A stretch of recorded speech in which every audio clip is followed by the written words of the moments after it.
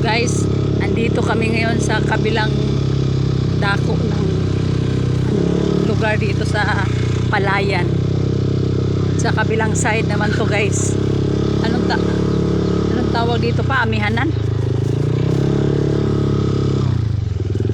Tingnan mo yung mga lawa dito guys. Oh.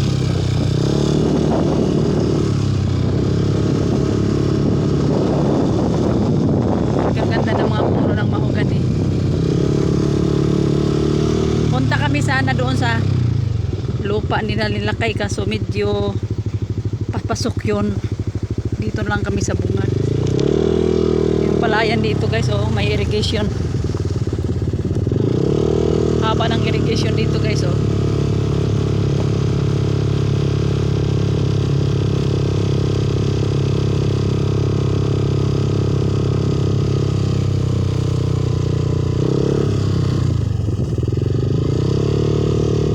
Tapos doon lang Palayan, ayan o pa. Ganda.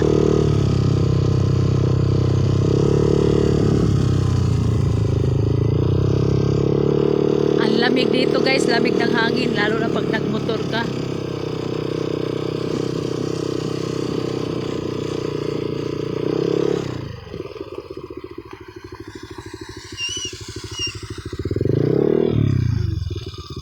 Hindi pa sila nakapagtanim yung iba guys. Yung iba naman nakapagtanim. Ayan guys, ang lawak. Yung lupa nilakay, yung lupa ng mga magulang niya na pinag-iwanan sa kanila doon. Yung hanggang doon sa matanaw nyo guys, doon banda yung kanilang lupa, kalayo. May mga ano pa dito. Ayun. Ayun si kuya. O, baba muna ako dito. Dahil lang guys ha.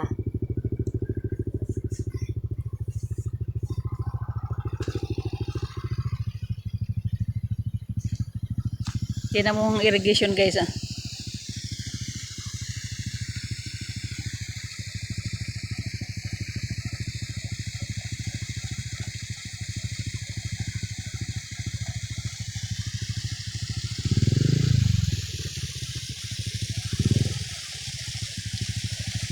Hanggang doon to guys, yung irrigation paikot hanggang doon.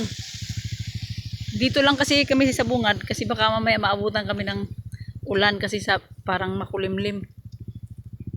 Pero ang lawak nitong Palayan dito guys, kaya tinatawag to na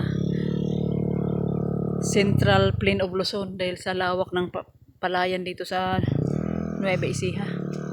Ano?